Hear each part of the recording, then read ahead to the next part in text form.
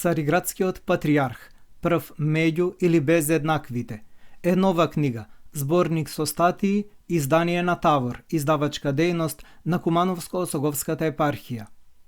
Двосмислениот наслов произлегува од некои спорни ставови што ги застапуваат представниците на Цариградската патриаршија. Општо прифатено во православието е почесното прво место што во диптисите на помесните православни цркви го има Цариградската патриаршија.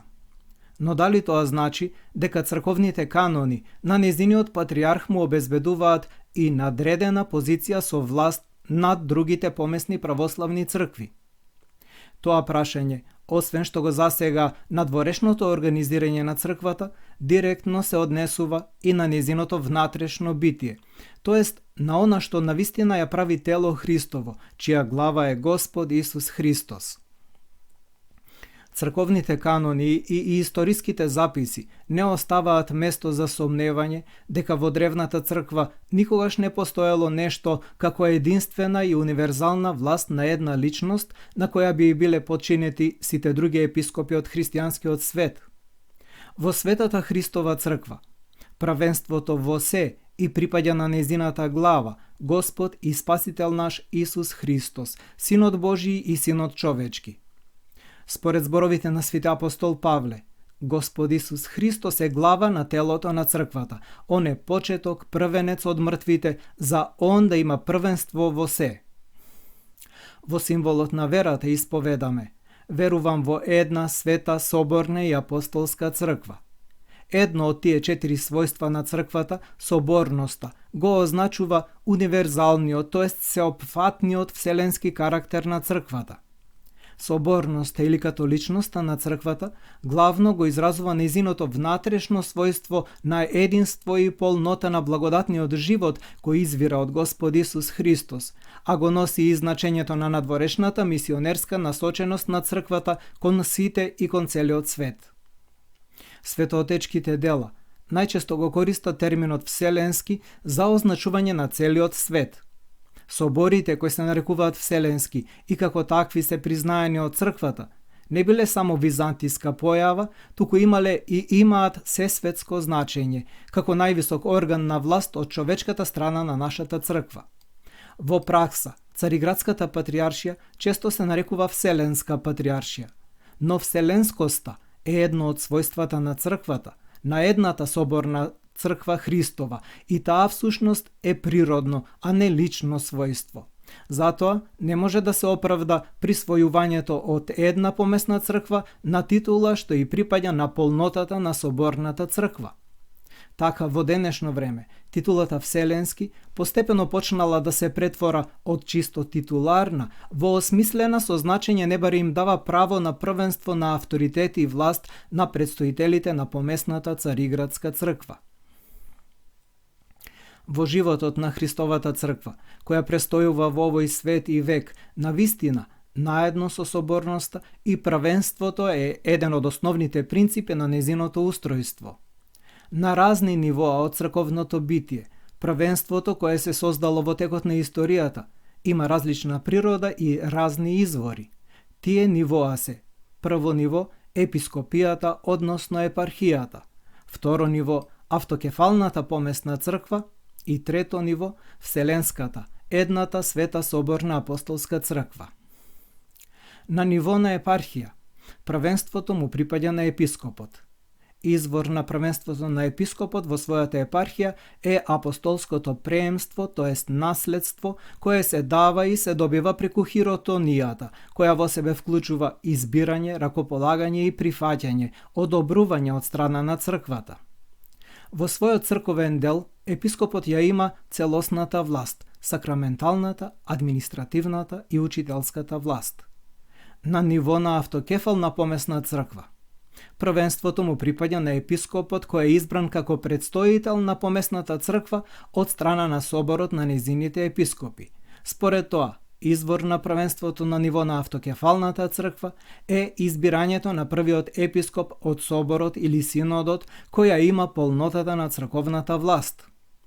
Таквото првенство стои на цврсти канонски основи кои потекнуваат од епохата на Вселенските собори.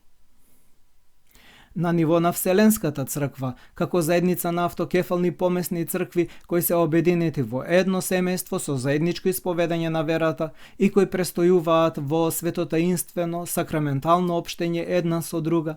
Првенството се определува во сооднос со традицијата на свештените диптиси, односно списоци со имињата на предстоителите, поглаварите на помесните цркви, во кои имињата се подредени според традиционален поредок.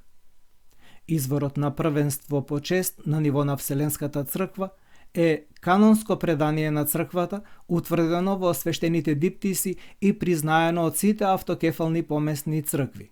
Канонските правила на кои што се потпираат свештените диптиси, првиот не го ополномоштуваат со никаква власт на општо црковно ниво. Така стојат работите според православната еклесиологија, која не е ни руска ни германска наука, туку христијанска наука за црквата. А еклесиолошките изопачувања кои на првиот иерарх на вселенско ниво му припишуваат функции на управување какви што се својствени за првиот иерарх на другите нивоа од црковната организација, во полемичката литература од второто илјадолетие добиле назив папизам.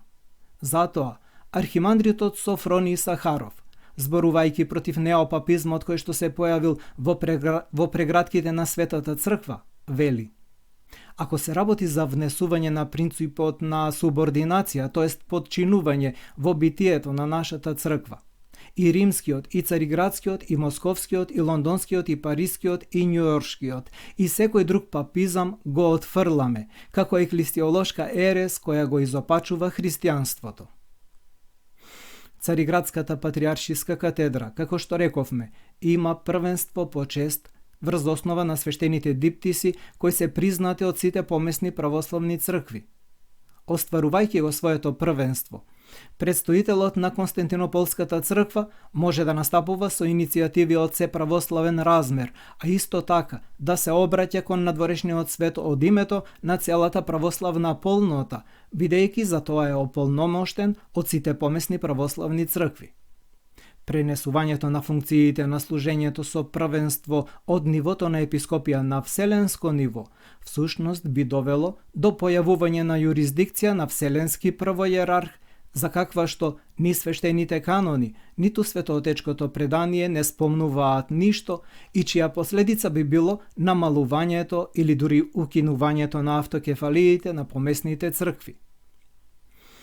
Како што е познато, во 330 година императорот Константин Велики ја изградил новата престолнина на Римската империја.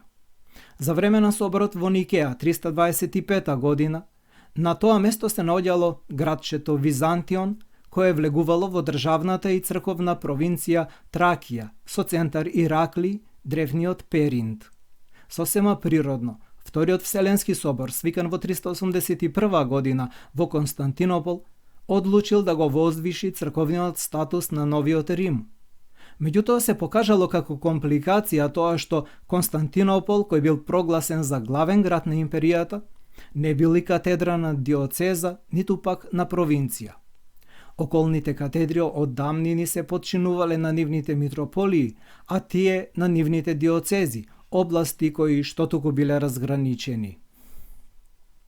Затоа, соборот не определил одредена област на јурисдикција за епископот на новата престолнина, туку се ограничил на кратката фраза: епископот на Константинопол да има предност по чест после епископот на Рим, бидејќи овој град е нов Рим. Во 5 и 6 век целата територија на Римската империја била поделена на сфери на канонска јурисдикција на рамните по чин и независни една од друга архиепископии, чиј статус се разликувал само според нивните почесни привилегии. Од нив за време на Јустинијан се издвоиле 5 вселенски патриаршиски престоли: Рим, Константинопол, Антиохија, Ерусалим и Александрија. Потоа, заради низа причини, предностите на Рим и Константинопол почнале да се толкуваат како да имаат посебна административна и судска димензија. Конкретно Константинопол, кој останал единствена патриаршиска катедра на територијата на Византија, почнал да се нарекува глава на црквите и да претендира на право да се вмешува во внатрешните работи на другите патриаршии. Суштински важно е дека Првенството по чест на Рим и Константинопол, утврдено од Вселенските собори, се засновало исклучиво на политичка основа, односно, канонот директно го посочува политичкиот статус на тие царствени градови. При тоа, забележано е дека возвишувањето на Константинопол предизвикало негативна реакција кај постарите црковни центри Рим, Александрија и Ефес.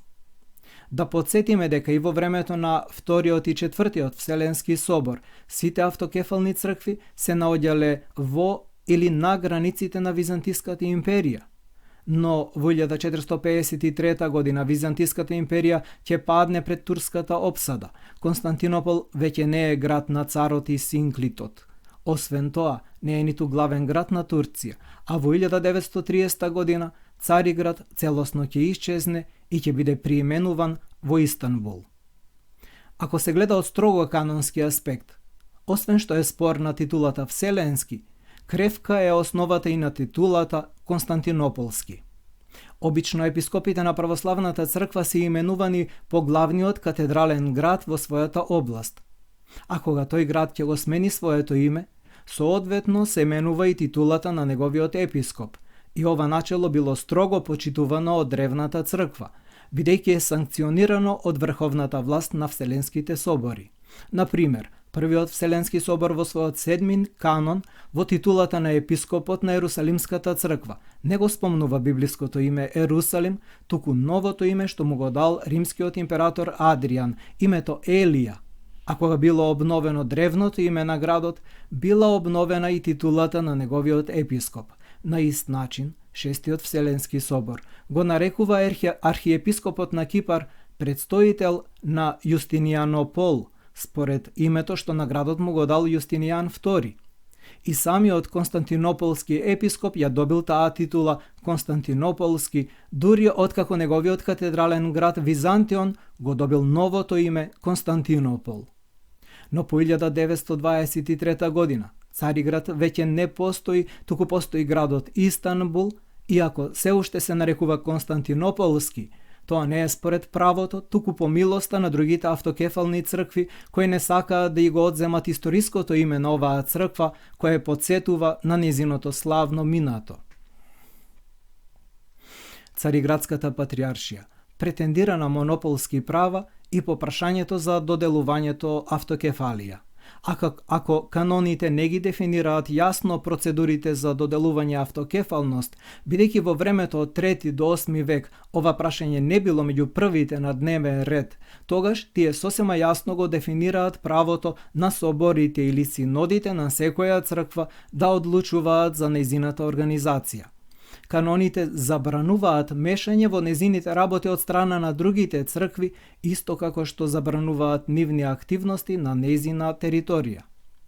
Ако го земеме предвид вториот канон на Вториот Вселенски собор, во него ќе видиме поделба на териториите на помесните цркви, забрана за црквите да не се мешаат во работите на другите цркви и да не ги нарушуваат нивните граници. Овој канон, меѓу другото, вели: регионалните епископи да не ја прошируваат својата власт врз црквите кои се надвор од нивниот регион и да не ги смешуваат црквите, туку според правилата. Александрискиот епископ да управува само со египетските цркви, источните епископи да началствуваат само со источните, исто така и епископите од регионот на Азија нека началствуваат само во Азија, епископите од Понт да ги надзираат само работите во Понтиската област, тракиските само во Тракија, без да бидат поканети, епископите да не ги пречекоруваат границите на нивната област за ракополагање или за какво било друго црковно уредување.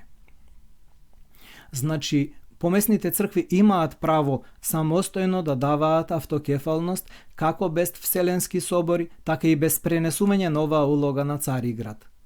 Откако првиот чекор ќе го направи конкретна помесна црква, давајќи автокефалност на некој свој дел. Автокефалноста на таа црква се признава од полнотата на целиот православен свет. Тоа признавање и прифаќање на некоја нова автокефална црква може да биде изразено и на Вселенски собор или едноставно со посебни признавања од страна на црквите на нивната нова сестра. Ова е целосно во согласност со соборната природа на црквата. Денес Цариградската црква се повикува на 28-миот канон од 4-тиот Вселенски собор во своите претензии за канонска юрисдикција над православната диаспора. 4-тиот собор ги утврдува юрисдикцијските права на архиепископот на Константинопол и наредува тој да може да именува митрополити во областите на Азија, Понт и Тракија и епископи меѓу варварските народи во спомнатите диоцези. Но во врска со наводното исклучително право само Цариградскиот патриарх да хиротонисува епископи од варварските народи, текстот на правилото многу јасно ни укажува на неговото значење. Затоа, само митрополитите од областите на Понт, Азија и Тракија, а исто така и епископите на варварските народи во наведените области, да ги поставува Светиот престол на светите Константинополски цркви. Треба да се забележи дека овој канон, иронично, не само што не му дава поголеми права на Цариградскиот архиепископ, туку ги намалува правата што тој очигледно ги имал дотогаш. Со ова правило, Цариградскиот архиепископ добива право да ракополага само митрополити на тие три области, тоест на Азија, област околу Ефес, Понт и Тракија, додека само овие митрополити имаат право да ракополагаат епископи во нив, а не Цариградскиот патриарх. Со ова се отфрлаат обидите на Цариградската патриаршија да ја наметне својата власт над сите варварски земји, како што ги нарекува канонот, и целата православна диаспора. Изразот варварски народи од горе спомнатите диоцези не дава никакви основи за проширување на црковната юрисдикција на Константинопол врз целата православна диаспора. На сосема друго ниво, проблемот преминал во 20-тиот век по масовното преселување на паствата на Константинополската црква и откако Константинопол го изгубил статусот на престолнина. Лошата состојба во која се нашла патриаршијата го принудува да прави своеволни толкувања на древните канонски норми. Бидејќи обезбедувањето на традиционалниот црковен статус за Константинопол станува се потешко, Цариградската патриаршија сондира почва за проширување на своите овластувања до општо православно ниво, со перспектива да се претвори во нешто како православен Рим. За жал, веќе постојат отворени обиди и теолошки да се подкрепи и промовира новата теорија за Цариградскиот патриарх како прв без еднакви. Таквиот пристап неизбежно води кон метаморфоза на целата традиционална православна црковно-канонска традиција. Архимандритот Софроний Сахаров, кој во 2019 година е канонизиран за светител токму од Цариградската патриаршија, уште во средината на 20-тиот век предупредувал дека цариградскиот неопапизам изборувал за јавната тенденција да се поткопа принципот на рамното достоинство на автокефалните помесни цркви.